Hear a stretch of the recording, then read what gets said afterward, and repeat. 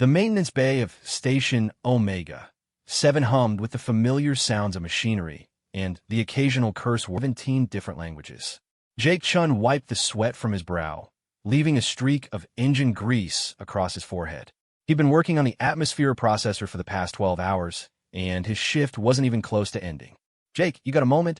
His supervisor, a four-armed Benzari named Kix, floated over on anti-grav pods. We got a situation in the diplomatic wing. Jake groaned, tossing his wrench into his toolbox. Let me guess, Ambassador Thornton flushed something weird down the waste disposal again. Worse, Kix said, all four hands wringing nervously. There's a Korthax warrior demanding combat rights, and she specifically asked for a human. The wrench Jake had just picked up clattered to the floor. Everyone in the galaxy knew about the Korthax. 7 feet tall, covered in natural armor plating, with 4 arms ending in razor-sharp claws. They were the undisputed champions of personal combat, having conquered half their spiral arm through individual duels rather than massive fleets. Their entire culture revolved around proving superiority through single combat. Why would a Korthax want to fight a human? Jake asked, already knowing he wouldn't like the answer. Apparently, some human diplomat made a comment about brains over brawn at yesterday's trade negotiations. The Korthax delegation took it as an insult to their entire species. Kix's upper arms gestured helplessly while the lower ones fidgeted. They're invoking ancient combat rights. If we don't provide a human champion within the next hour, they'll consider it an act of cowardice and break off all diplomatic relations with Earth. Jake looked down at himself. 5'10", 170 pounds soaking wet, currently covered in more grease than a fast food fryer. And I'm guessing our military attaché is conveniently unavailable. The entire diplomatic security team is off station for training exercises. You're literally the only human on Omega 7 right now. The irony wasn't lost on Jake. Humanity's first contact with alien life had been just 50 years ago, and they'd quickly learned that humans were, physically speaking, remarkably average. Not the strongest, fastest, or toughest species out there. What had allowed humanity to join the galactic community was their adaptability, creativity, and sheer stubborn refusal to give up. Qualities that didn't mean much in a traditional honor duel. Can't we just explain it was a misunderstanding? Jake asked, though he already knew the answer. The Korthax don't recognize misunderstandings. Only strength and weakness. Kix's voice dropped to a whisper. Jake, I know this isn't fair, but yeah, I get it. Jake grabbed a cleaner rag and tried to wipe the worst of the grease off his hands. Where's this going down? The station's ceremonial combat arena. The Korthax warrior is already there, waiting. As they made their way through the station's corridors, word had already spread. Aliens of every shape and size pressed against the transparent, aluminum windows overlooking the arena. Jake caught glimpses of betting pools being established, and the odds were not in his favor. 100 to 1 seemed to be the optimistic option. The arena itself was a simple, circular platform, about 50 feet in diameter, surrounded by a shimmering force field that would prevent any attacks from leaving the designated combat area. Standing in the center was the Korthax warrior. She was magnificent in the way a hurricane is magnificent, beautiful, terrible, and utterly destructive. Her natural armor plating gleamed under the artificial lights, a deep purple-black that seemed to absorb rather than reflect illumination. Each of her 4 arms was as thick as Jake's torso, ending in claws that could punch through steel plating. Her eyes, all 6 of them, tracked Jake's movement as he entered the arena. So, the Korthax warrior spoke, her voice carrying the grinding sound of tectonic plates shifting. The humans send a grease-covered mechanic to defend their honor. How appropriate. Jake stepped into the arena, very aware that he was still carrying his toolbox. He'd forgotten to put it down in all the rush. The force field shimmered to life behind him, sealing him in with 250 pounds of evolved killing machine. I'm Jake, he said, setting down his toolbox carefully. And you are? The Korthax warrior tilted her head, apparently surprised by the casual introduction. I am Zara Ka, third blade of the Korthax Empire, victor of 17 sanctioned duels, breaker of the Velm Confederation. Nice to meet you, Zara. Jake rolled his shoulders, trying to loosen the knots from 12 hours of contorted maintenance work. Look, I think there's been a misunderstanding about what our diplomat meant. Silence. Zaraka's primary arms slammed together, producing a sound like a gunshot. Your species claims that physical prowess is irrelevant, that your intelligence makes you superior. I am here to prove the falsehood of that claim. Prepare yourself, human. I will make your death swift, if not painless. Jake looked around the arena. Smooth floors, no obstacles, nowhere to hide. Just him, his toolbox, and a very angry alien warrior who could literally tear him in half. The crowd outside had grown larger, representatives from dozens of species, all eager to see how quickly the human would fall. But as Jake looked at Zaraka, really looked at her, something shifted in his mind. He'd spent his entire career fixing things, understanding how they worked, finding the weak points in systems. And what was a warrior but another kind of system? You know what? Jake said, surprising himself with how calm his voice sounded. You're right. We humans aren't the strongest. We're not the fastest. Our natural weapons are pretty pathetic compared to most species. He reached down and pulled his wrench from the toolbox, hefting its familiar weight. It was a good wrench, solid durasteel, perfectly balanced. He'd had it for 15 years, ever since his first job on the lunar colonies.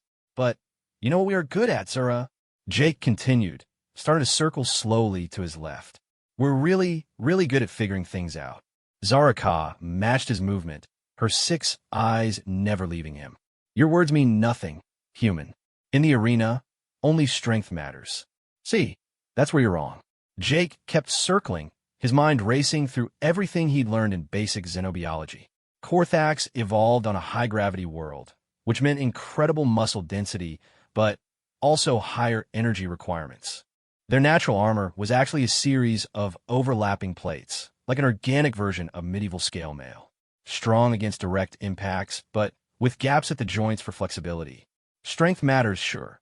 Jake continued, noting how Zaraka's breathing had already picked up slightly. High energy requirements meant high oxygen consumption.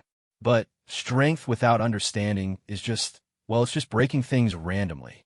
Zaraka had heard enough. With a roar that shook the arena's force field, she charged. Her arms spread wide, claws extended, moving with a speed that should have been impossible for something her size. Jake waited until the last possible second, then duffed his right, rolling under Zaraka's lower left arm. The wrench in his hand swung up and connected with the joint where her armor plates met at the elbow. It wasn't a hard hit. Jake didn't have the strength for that, but it was precise. Zaraka's roar changed pitch, surprise mixing with pain as nerve clusters fired warnings about the impact. She spun, faster than Jake expected, and her upper right claw caught him across the back. Even through his work coveralls, Jake felt the claws tear through fabric and into skin.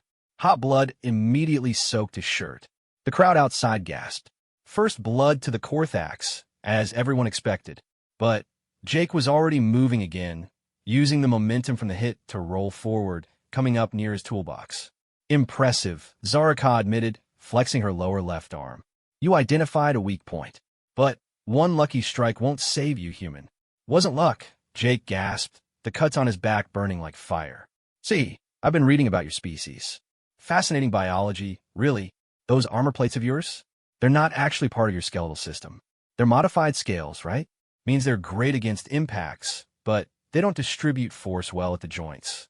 He was babbling, he knew, but it was giving him time to think. And more importantly, it was making Zaraka think too. Every second she spent processing his words was a second she wasn't attacking. Your knowledge is irrelevant. Zaraka charged again, but this time Jake saw the telltale shift in her stance. Lower center of gravity, upper arms pulled back slightly. She was protecting that injured joint without even realizing it. Jake feinted left, then dove right again. This time Zaraka was ready, her lower right arm sweeping down to intercept. But Jake had counted on that. As her claw passed through the space where he should have been, Jake planted his foot and pushed off in the opposite direction, using a move he'd learned in zero-G training. His wrench connected with the same joint, harder this time. Zaraka's lower left arm went limp. The arena fell silent, except for the harsh breathing of both combatants. Jake's back was on fire, blood loss making him dizzy. But Zaraka was down to 3 functional arms, and more importantly, she was confused. This wasn't how combat was supposed to go. The stronger warrior was supposed to win through superior might, not be picked apart by someone half her size. You dare use trickery in honorable combat?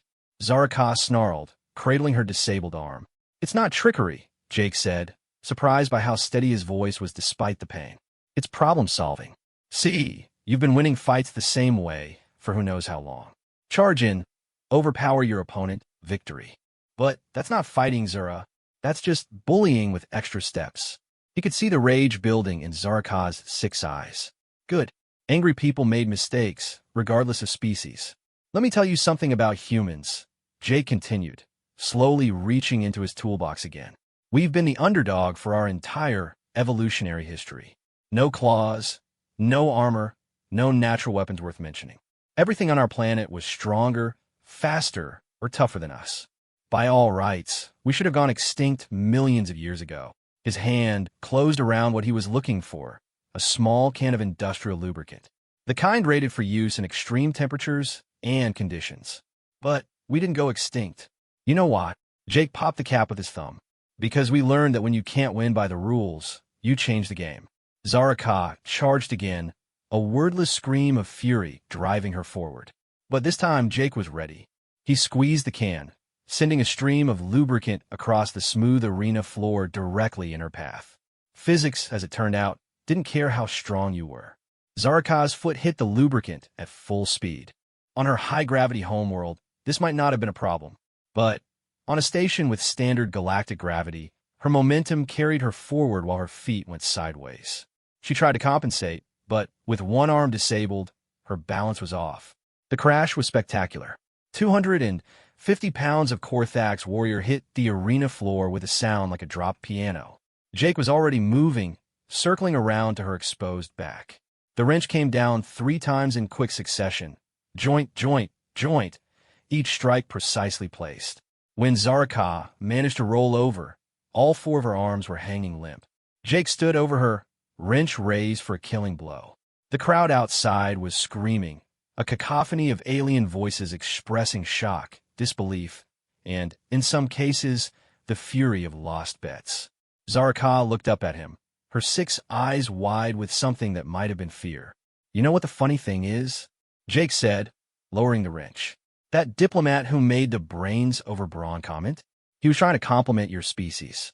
He was saying that the Korthaks were smart enough to see beyond just physical strength, that you had the intelligence to be more than just warriors. He stepped back, tossing the wrench aside. But I guess you proved him wrong. Kill me, Zaraka demanded, her voice thick with shame. I am defeated. End it with honor. No, Jake said simply. See, that's another thing about humans. We're big believers in second chances. You're going to get up? Well, when you can use your arms again, and you're going to go back to your delegation, and you're going to tell them that maybe, just maybe, there's more than one kind of strength worth respecting. The force field shimmered and disappeared. Medical teams rushed in, both for Jake's bleeding back and for Zaraka's damaged joints. As the Benzari medics worked on his wounds, Jake watched the Korthak's warrior being helped to her feet. She stared at him for a long moment, something unreadable in those 6 eyes. This is not over, Jake human, she said finally. I hope not, Jake replied. Next time, maybe we can try talking first. I hear you guys make excellent sparring partners when you're not trying to kill people. As the medics led him away, Jake caught sight of the crowd outside. The expressions ranged from stunned to calculating. Word of this fight would spread across the galaxy within hours.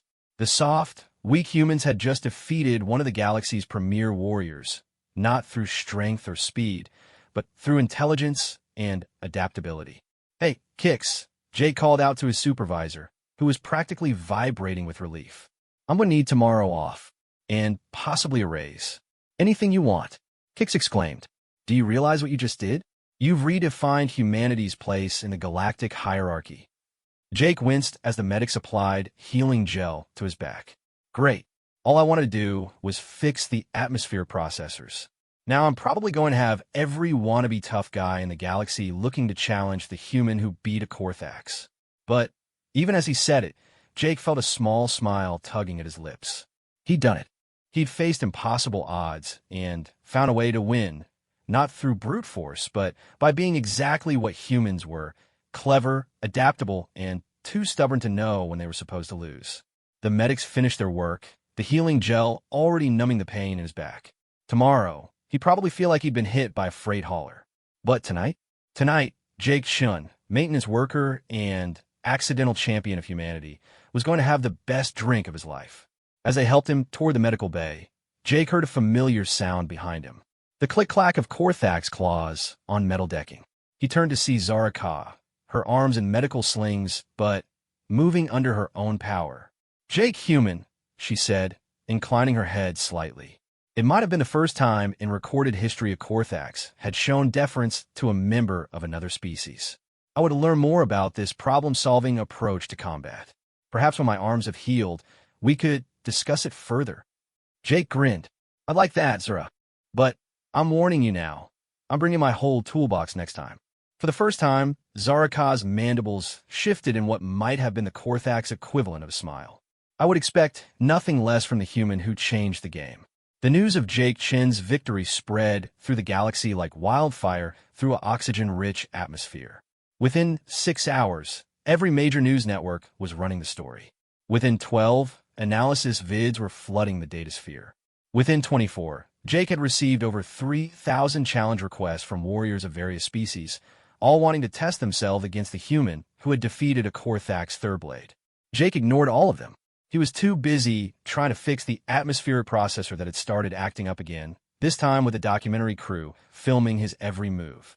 "So, Mr. Chun," the Altarian reporter asked, her feathered crest rippling with excitement, "how does it feel to be the most famous human in the galaxy?" "Annoying," Jake grunted, elbow deep in the processor's maintenance hatch. "Can you move that light? You're casting a shadow on the coupling I'm trying to reach. But surely you must feel some pride in your achievement. You've single-handedly changed how the galaxy views humanity." Jake pulled his arm out, holding a corroded valve that was definitely going to need replacing. "Look, I appreciate what you're trying to do here, but I'm not a warrior. I'm not a champion. I'm a maintenance worker who got lucky. This," he held up the valve, "this is what I do.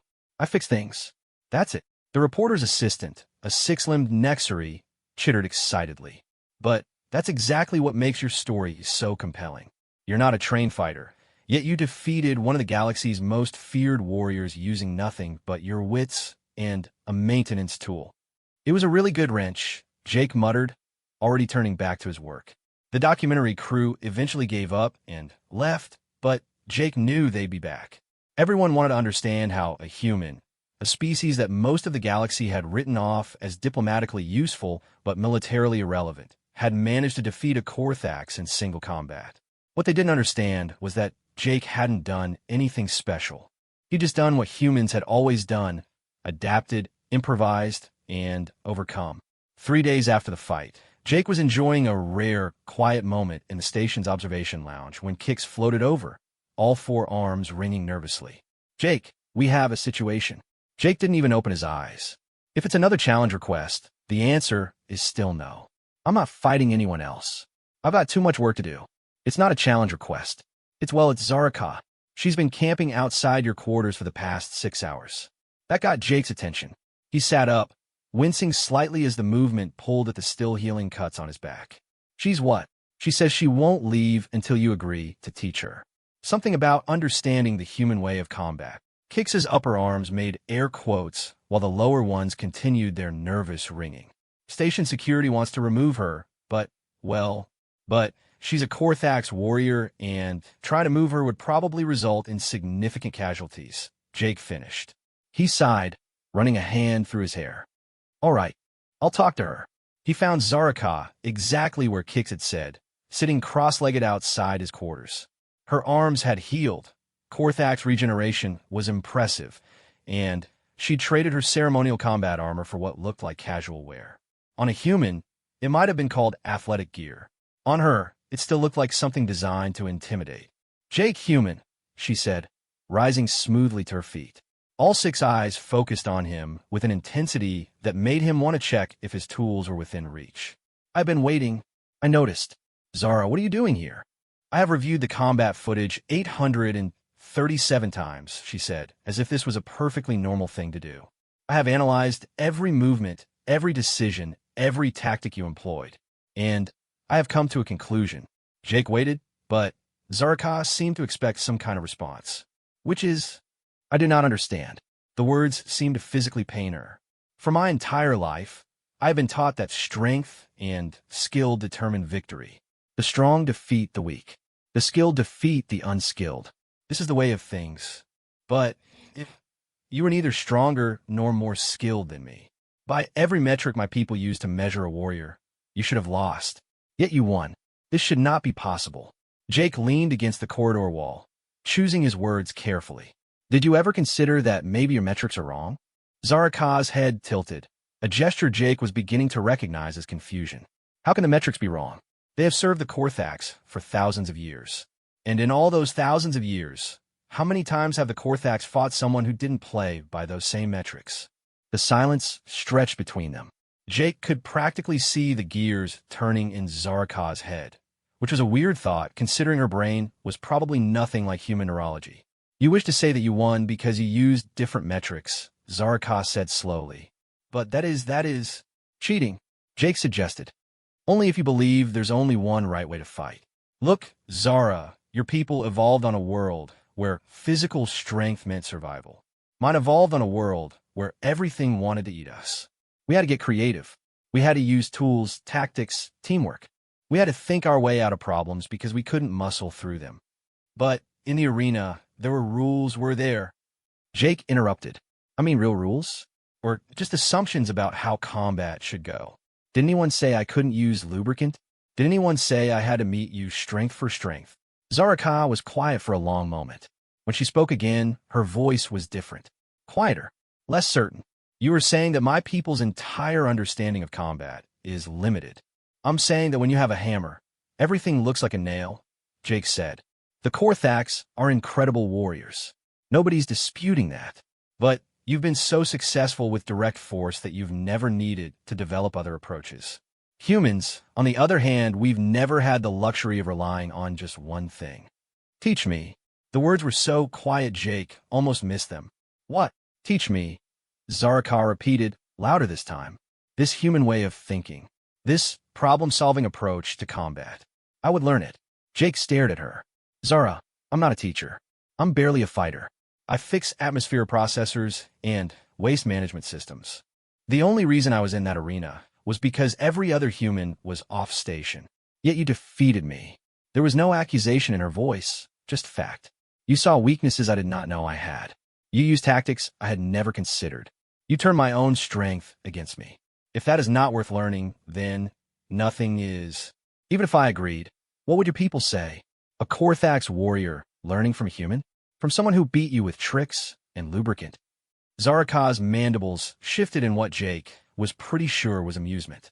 My people will say many things, most of them unflattering. But I have been thinking, Jake Human. For 3 days, I have been thinking, and I have realized something. She stepped closer, and Jake had to resist the urge to step back. Even in casual wear, Zaraka was intimidating as hell. The galaxy is changing, she continued. New species join the galactic community every cycle. New technologies, new philosophies, new ways of thinking. And what have the Korthax done? We have remained the same. Unchanged. Unchallenged. We are the premier warriors of the galaxy because no one has forced us to be anything else. And you think learning from humans will change that? I think, Zaraka said carefully, that you have shown me something I had never considered. That strength comes in many forms. That victory can be achieved through means other than raw power. That perhaps the Korthax have been standing still while the rest of the galaxy has been moving forward. Jake studied her for a long moment. This was not the same warrior who had charged him in the arena 3 days ago. That Zaraka had been all confidence and aggression.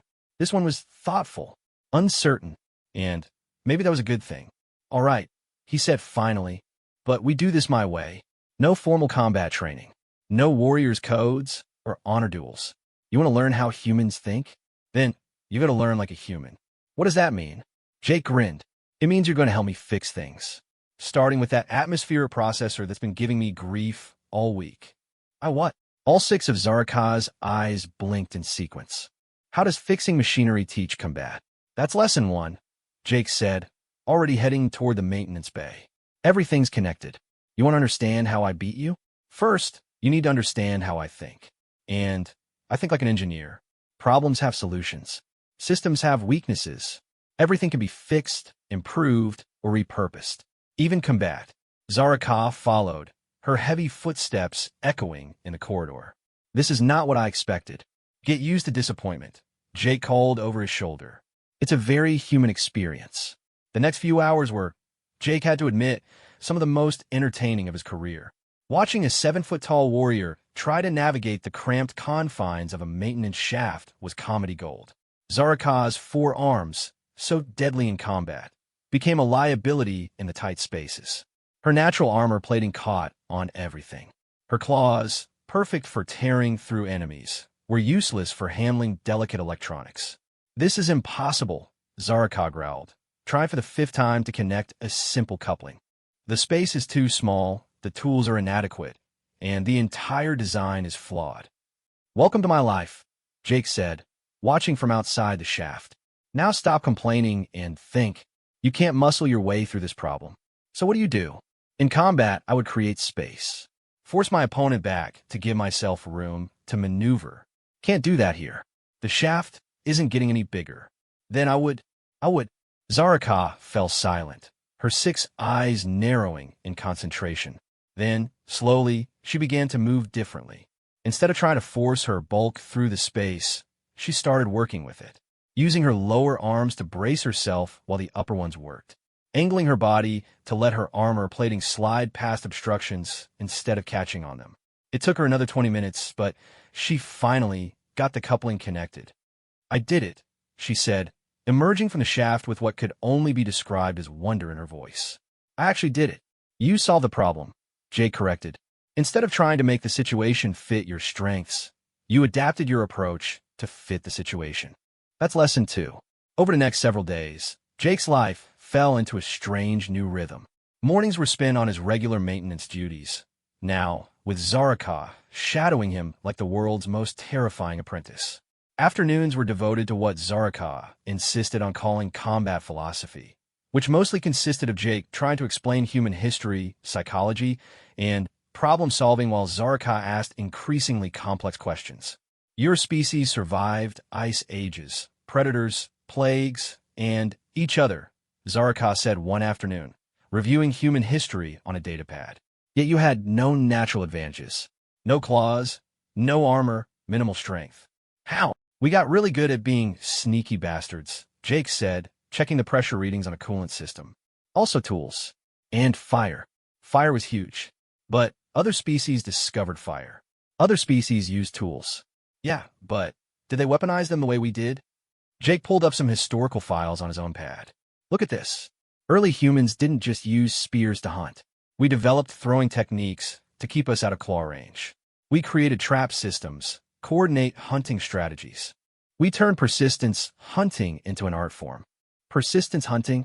We couldn't outrun prey, so we outlasted it. Humans are terrible sprinters compared to most Earth animals, but we're amazing distance runners. We'd chase animals until they collapsed from exhaustion.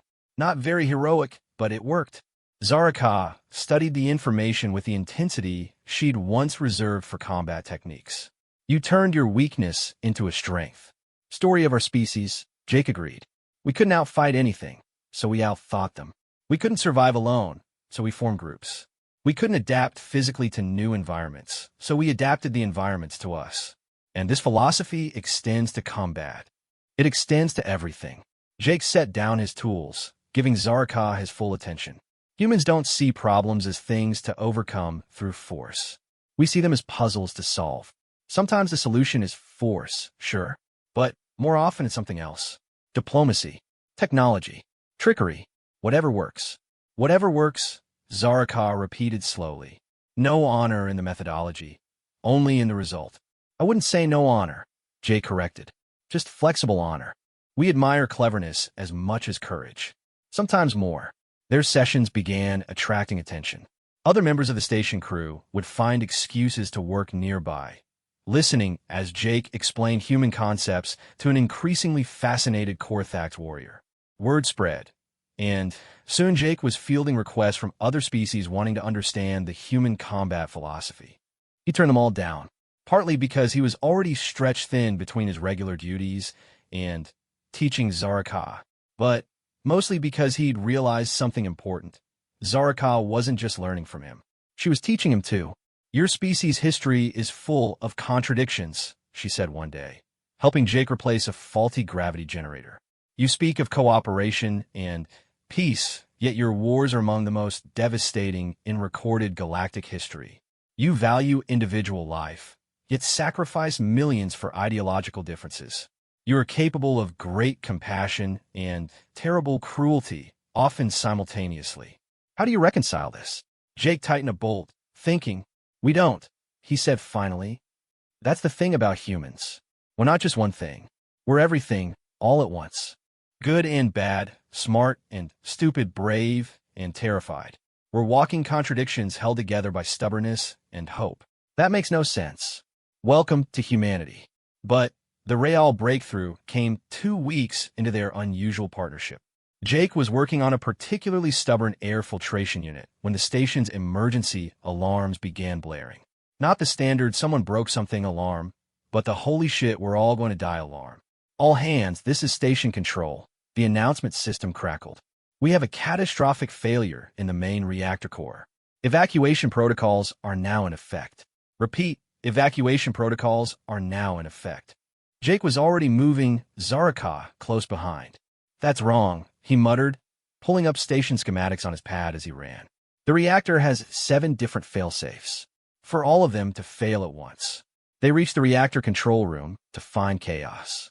Engineers of a dozen different species were frantically working at control panels, trying to understand what was happening. The station commander, an elderly Regelian named Torv, spotted Jake and waved him over. Chun, thank the void. We need every engineer we can get.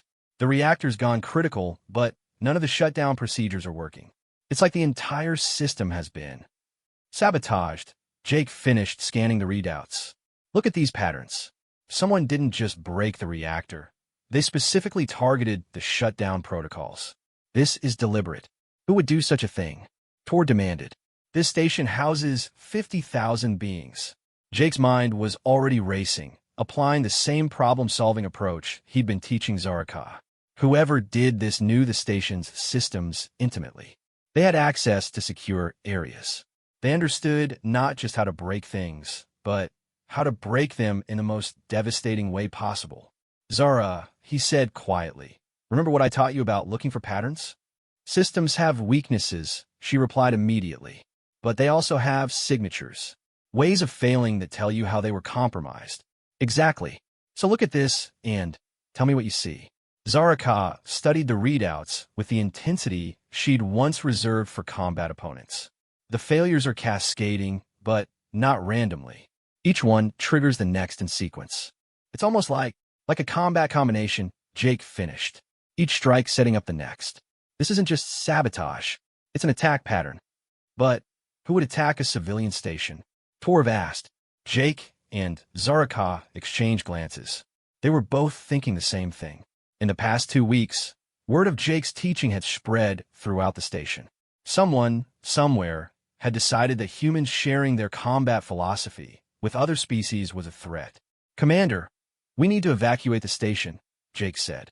But I also need a team to help me try a manual shutdown. It's risky, but I'll go, Zaraka said immediately. Zara, this isn't combat. This is problem-solving under pressure, she interrupted. Is that not what you've been teaching me? To see solutions where others see only obstacles. Jake looked at her, really looked at her. The proud Korthax warrior who had demanded combat was gone. In her place stood someone who understood that strength wasn't just about physical power. It was about adaptability, creativity, and the willingness to face the unknown. All right, he said. Let's save the station. The reactor core of Station Omega 7 was never designed to be accessed while active. The entire chamber was flooded with radiation that would cook most organic life forms in seconds. The heat alone was enough to melt standard protective equipment, and the gravitational flux from the containment fields could crush an unprotected being into paste. Jake stood before the massive blast doors, reviewing the station schematics on his datapad while emergency lights bathed everything in hellish red. Around him, a hastily assembled team of volunteers prepared for what might be a one-way trip. "All right, listen up," Jake addressed the group. Besides himself and Zaraka, there were three others: Vri, a crystalline Solarian whose species could withstand extreme radiation; Theta 9, an artificial intelligence inhabiting a heavily shielded robotic chassis; and Korvac, a Thermian whose people evolved in volcanic environments. The saboteur was clever, Jake continued, highlighting sections on the schematic. They've created a cascade failure that's building toward a core breach. Normal shutdown procedures are locked out.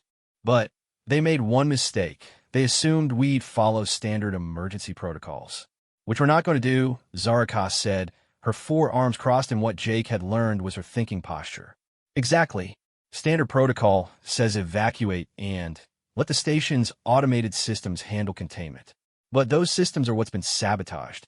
So we're going to do something stupid and very human." Jake pulled up a different schematic. "We're going to break the reactor ourselves." Theta 9's optical sensors word. Clarification. You propose to cause additional damage to prevent catastrophic failure? Sometimes you have to break something small to prevent something big from breaking, Jake confirmed. The reactor is building toward an uncontrolled explosion that'll take out half the sector. But if we can trigger a controlled breach in the secondary containment system, it'll vent the pressure into space instead of through the station. "That's insane," Korvac said, though his tone suggested admiration rather than criticism. "A controlled breach at these energy levels? The timing would have to be perfect." "Good thing we've got a Korthax warrior who's been learning about precision," Jake said, nodding to Zaraka, "because this is going to require both strength and exact timing." They made their way through the station's maintenance tunnels, the temperature rising with each meter closer to the reactor core. Even through his emergency suit, Jake could feel the heat. His radiation detector gave up trying to display actual numbers and just showed a skull symbol. "Jake," Vria's crystalline form chimed, the Solarians' natural resistance to radiation making them the team's forward scout. "I'm detecting movement in the reactor chamber. Someone's already in there." Jake shared a glance with Zaraka through their helmet visors. "The saboteur. They're making sure their plan works." "Then we stop them," Zaraka said simply. "It's not that simple. If they're in the reactor chamber during an active meltdown, they're either suicidal or they're immune to the conditions," Theta 9 finished. Query: which species can survive direct exposure to reactor core conditions? Jake's mind raced through the possibilities. There weren't many. The Parathi, maybe, but they were pacifists. The Void Dancers, but they rarely left their dark matter clouds. Unless... "Oh hell," Jake muttered. "It's a quantum shade." The others fell silent. Quantum shades were the bogeymen of the galaxy. Energy beings that existed partially in phase-shifted reality. They could walk through walls, survive in any environment, and were nearly impossible to stop with conventional weapons. The fact that one was here, sabotaging a civilian station, was very bad news. "New plan," Jake said quickly. "Vri, Korvac, Theta 9, you handle the control breach. I've uploaded the specifications to your suits. Timing is everything. You need to breach the secondary containment at exactly the moment the pressure peaks." "What about you and Zaraka?" Vri asked. "We're going to have a chat with our saboteur." Jake checked his tools. His trusty wrench was there, along with some more exotic items he'd grabbed from his workshop. "Zara, remember lesson 17? When faced with a superior opponent, change the nature of the conflict," she recited. "Exactly. Quantum shades might be nearly invulnerable, but nearly is the key word. Everything has a weakness." They split up at the next junction. Jake and Zaraka headed for the main reactor chamber, while the others moved toward the secondary containment systems. The radiation levels were approaching fatal even for their protective gear. Jake's suit helpfully informed him he had maybe 10 minutes before cellular breakdown became irreversible. The reactor chamber door had been melted from the inside, leaving a hole just large enough for a person to squeeze through. Jake and Zaraka entered to find a scene from a nightmare. The reactor core itself was a pillar of blinding light, energy crackling off it in violent arcs. And standing directly in front of it, hands manipulating the manual controls, was the quantum shade. It looked like a hole in reality, shaped vaguely like a person. Light bent around it, and Jake's eyes hurt trying to focus on its edges. When it spoke, the voice came from everywhere and nowhere at once. Humans, it said, not bothering to turn around. I wonder when you would arrive. The famous Jake Chun and his pet Korthax. How amusing. Mind telling us why you're trying to blow up a station full of innocent people?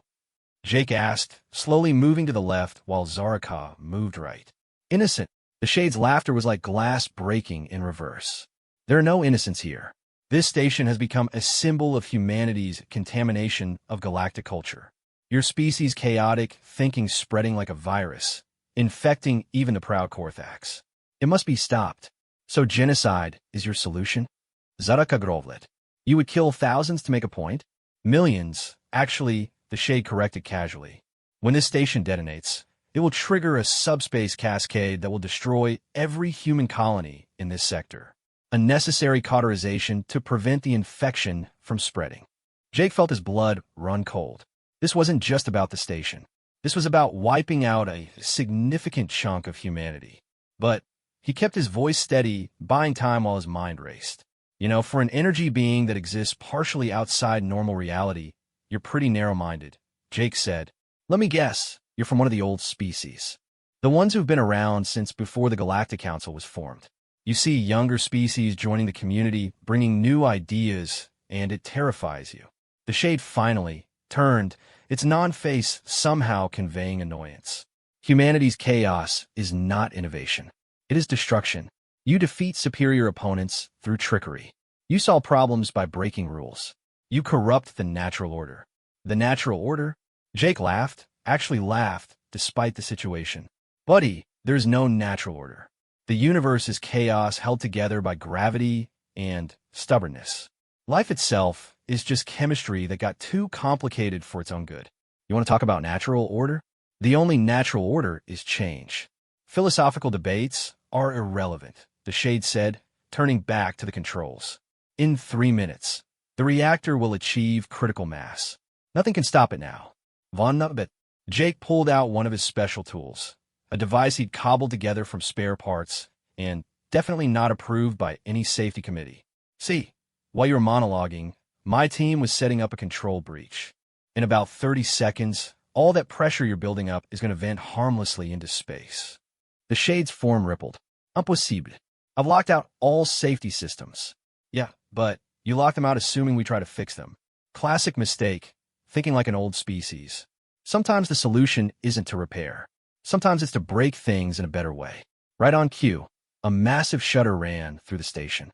The reactor's angry glow flickered as pressure began venting through the newly created breach. The Shade let out a sound like reality tearing. No. It rushed toward the controls, but Zaraka was ready. She might not be able to touch a phase-shifted being, but she could touch the controls it was trying to use. Her 4 arms moved in a pattern Jake had taught her. Not a combat technique, but a maintenance procedure for rapid system shutdown. The Shade lashed out with a tendril of pure energy, catching Zaraka across the chest and sending her flying. Her armor absorbed most of the impact, but Jake could see the scoring across the plating. She was hurt, maybe badly. You cannot win, the Shade snarled, its form growing larger, more chaotic. I am beyond your physical reality. Your tools, your tricks, your clever solutions. None of them can touch me. You're right, Jake said, activating his makeshift device. I can't touch you in this reality. But here's the thing about existing partially in phase-shifted space. You're still partially here too. And that partial bit, that follows the same quantum mechanics as everything else. The device hummed to life, projecting a field that would be useless against any normal opponent. But quantum shades weren't normal. They existed in a superposition between realities, and Jake's device did one simple thing. It collapsed that superposition. The effect was immediate. The shades formed suddenly, snapped into sharp focus, its edges no longer blurring between dimensions. For the first time, it looked solid, real, vulnerable. What have you done? It screamed. I've grounded you, Jake said. Forced you fully into this reality. Which means Zaraka's wrench, Jake's wrench, the one he'd given her to carry, connected with the shade's now solid form with a sound like a bell being rung. The entity staggered, its form flickering between solid and ethereal. Impossible, it gasped. The calculations, the phase variance, how did you know? I didn't, Jake admitted, helping Zaraka to her feet. But I figured anything that exists partially in two realities has to have some kind of quantum signature to maintain that balance. Disrupt the signature, disrupt the balance. Basic maintenance principle. If you can't fix the problem, change the parameters. The shade tried to phase back out of reality, but Jake's field kept pulling it back. Zaraka hit it again, this time with all four arms. The shade went down and didn't get back up. Is it? Zaraka asked, breathing heavily. Unconscious, I think. If energy beings can be unconscious. Jake checked his radiation meter. We need to go. Now. The breach is holding, but this chamber is still hot enough to cook us. They dragged the semi-solid shade out of the reactor chamber, meeting up with the rest of their team in the maintenance tunnel. Everyone was alive, though Korvac's heat-resistant skin was showing signs of stress fractures. The breach is stable. Theta, 9 reported. Reactor temperature dropping. Crisis averted. And we have our saboteur, Jake added, gesturing to the unconscious shade. Station security is going to have a field day with this one. As they made their way back to the safer areas of the station, Zaraka was unusually quiet. Jake noticed her favoring her left side where the energy blast had hit. You okay? He asked quietly. I am processing, she replied. The shade was correct about one thing. We did not defeat it through strength or conventional means. We changed the rules of the engagement. We cheated. And how do you feel about that? Zaraka considered for a long moment. Proud, she said finally. I feel proud. We saved lives through cleverness and adaptation. This is a different kind of victory than I am used to, but it is still victory. Now you're getting it. Jake grinned. Welcome to thinking like a human. The next few hours were a blur of debriefings, medical checks, and reports. The quantum shade was contained in a phase-locked cell, awaiting transport to a secure facility. The reactor was stabilized, though it would need weeks of repairs. And, somehow, word had already spread through the station about what had happened. Jake found himself once again in the uncomfortable position of being called a hero. This time, though, he had to admit it felt a little more earned. They'd saved not just the station, but potentially millions of human lives. He was in the observation lounge, finally enjoying that quiet moment when Kix floated over. The Benzari's 4 arms were, for once, not ringing nervously. Jake, I have news, Kix said. The Galactic Council has been monitoring the situation. They're very interested in what you and Zaraka accomplished. There's talk of creating a new emergency response protocol based on your think-outside-the-box approach. Great, Jake muttered. More paperwork. Also, Kix continued, you've received a communication. From Earth. From the Colonial Defense Corps. Jake's blood ran cold for the second time that day. The Colonial Defense Corps only reached out for one reason. They want to recruit me? Not just you, Kix said. They want you to help train a new type of soldier. One that combines human adaptability with alien capabilities. They're calling it the Hybrid Combat Initiative. And they want you and Zaraka to be the first instructors. Jake stared out at the stars, processing this. A month ago, he'd been a simple maintenance worker. Now, he was being asked to help reshape military doctrine for the entire human colony network. What does Zaraka think about it, he asked. Why don't you ask her yourself? Kix gestured toward the lounge entrance. Zaraka stood there, still favoring her injured side, but standing proud. She crossed the room and stood beside Jake at the observation window. So she said, it seems our partnership is to continue. Looks like it. You sure you want to tie yourself to human military development? Your people might not approve. My people, Zaraka said slowly, are beginning to ask questions. Word of what happened here has reached the Korthak's homeworld. Some condemn me for abandoning our traditional ways. But others want to learn. They see that the galaxy is changing and that perhaps we must change with it. Change is hard, Jake said. Yes, but necessary. Zaraka turned to face him fully. You have taught me much, Jake human. Not just about combat or problem solving, but about perspective. About seeing strength in what we once called weakness.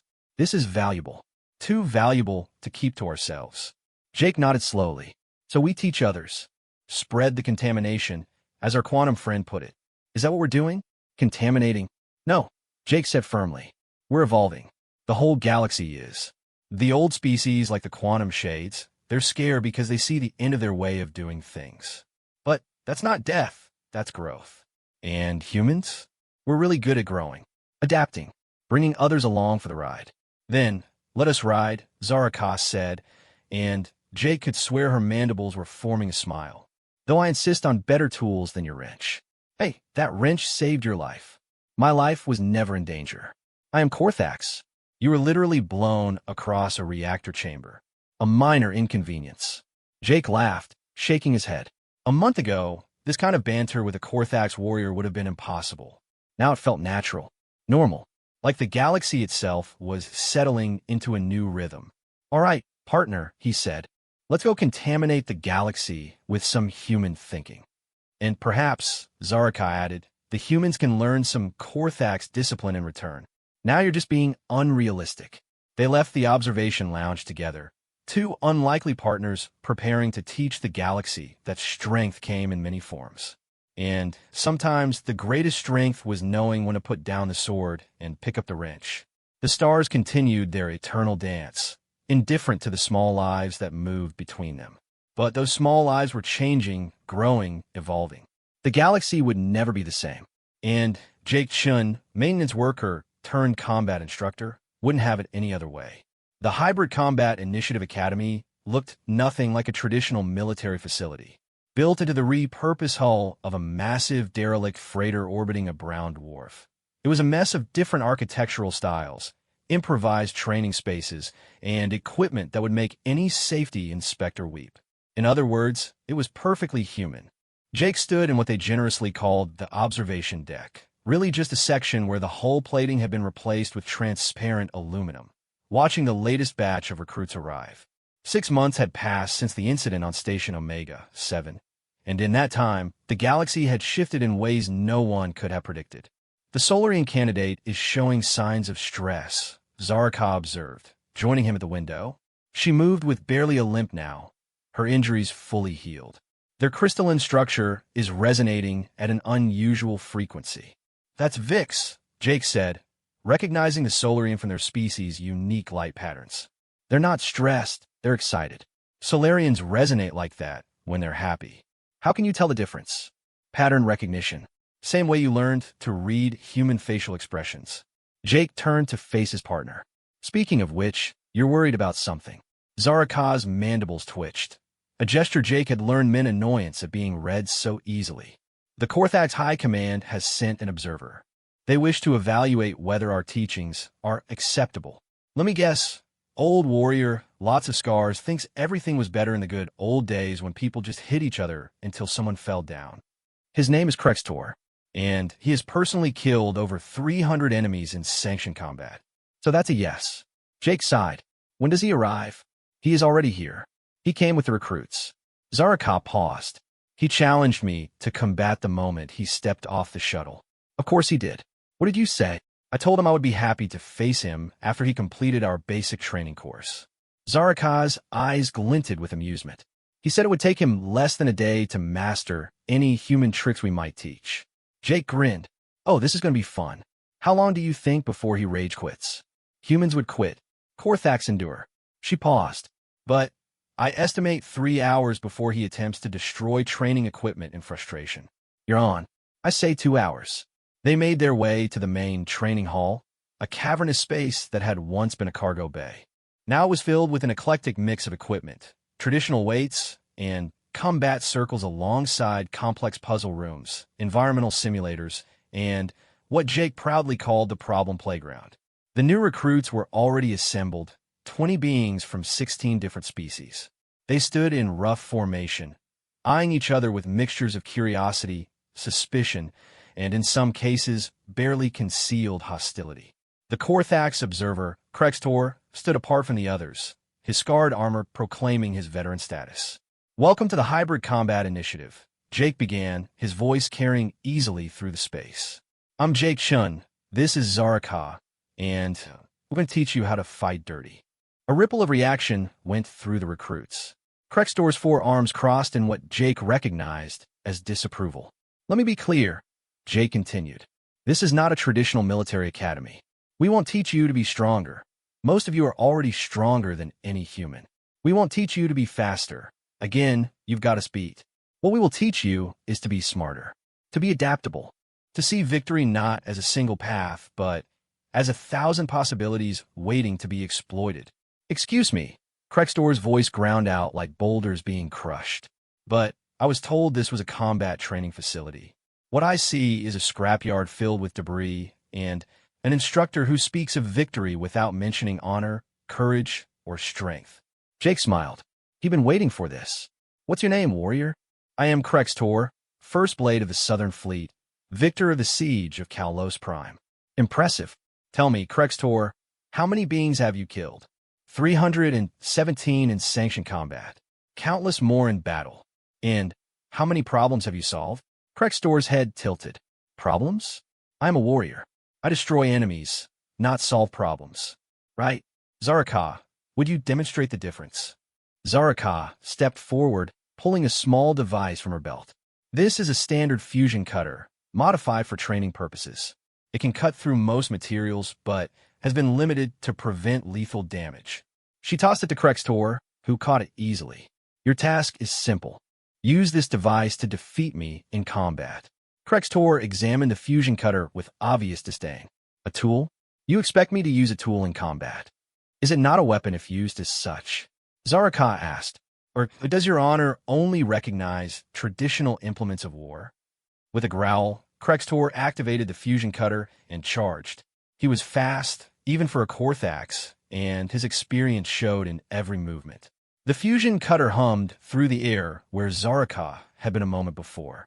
But Zaraka wasn't fighting like a traditional Korthax. She moved differently, using the environment to her advantage. When Krextor cornered her against a stack of crates, she didn't try to overpower him. Instead, she kicked the bottom crate, causing the stack to topple. Krextor had to dodge, giving her space to move. Trickery, he snarled.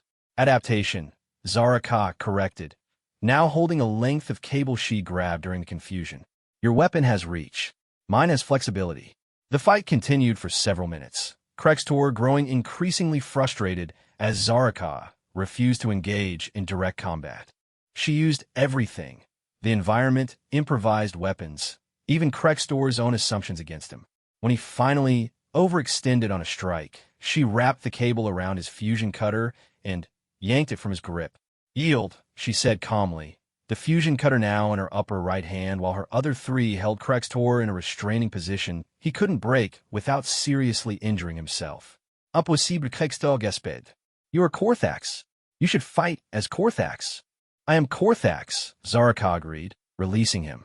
But I have learned to be more. This is what we teach here. Not to abandon what you are, but to expand it. Jake stepped forward as Krextor struggled to process what had happened. Every species in this room has natural advantages. Strength, speed, resilience, unique abilities. But those advantages can become crutches. When you rely on one way of winning, you become predictable. And predictable is defeatable. One of the recruits finished. It was a young Altarian, her feathers rustling with interest. Exactly. So, first lesson, forget everything you think you know about combat. We're starting from zero. The next few hours were unlike any military training in the galaxy. Instead of combat drills, Jake had the recruits solving puzzles. Instead of strength training, they were learning to improvise tools. Instead of formation fighting, they were playing what looked like elaborate games. Krextor lasted 93 minutes before his frustration boiled over. This is absurd, he roared, throwing down the puzzle box he'd been trying to open. How does manipulating these meaningless objects prepare one for battle? It teaches pattern recognition, Jake said patiently. Problem-solving under pressure. The ability to see solutions that aren't immediately obvious. You know, the exact skills that let Zaraka defeat you despite your superior experience. She did not defeat me. She won, a new voice said quietly. It was one of the other recruits, a Thermian named Sal. Using methods you didn't expect. Methods you couldn't counter because you'd never seen them before. Krextor turned on Sal, all four fists clenched. You dare, I dare speak truth, Sal interrupted, standing their ground despite being half Crextor's size.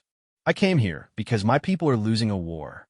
We are strong, we are brave, but our enemies adapt faster than we do.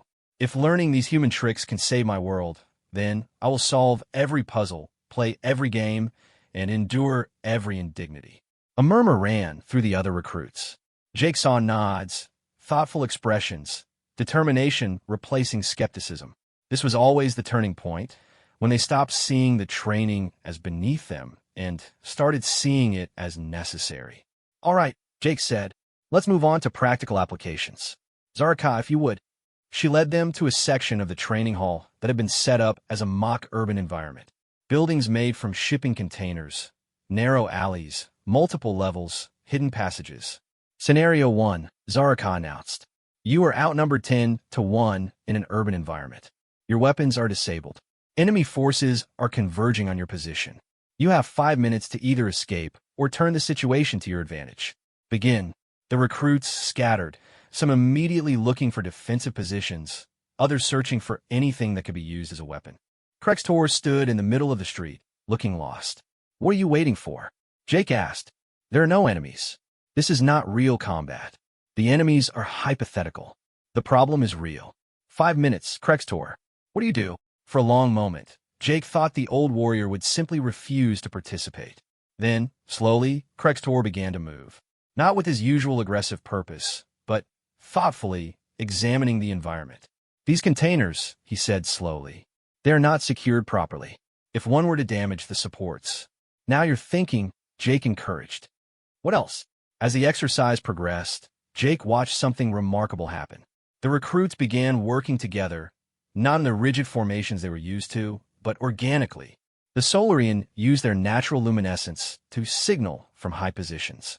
The Altarian's flight gave them reconnaissance capabilities. Even Crextor contributed, his warriors identifying structural weaknesses others missed.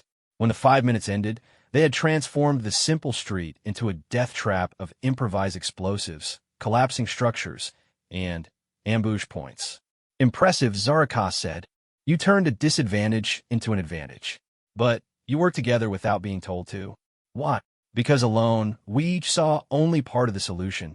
Vix, the Solarian, chimed. Together, we saw the whole.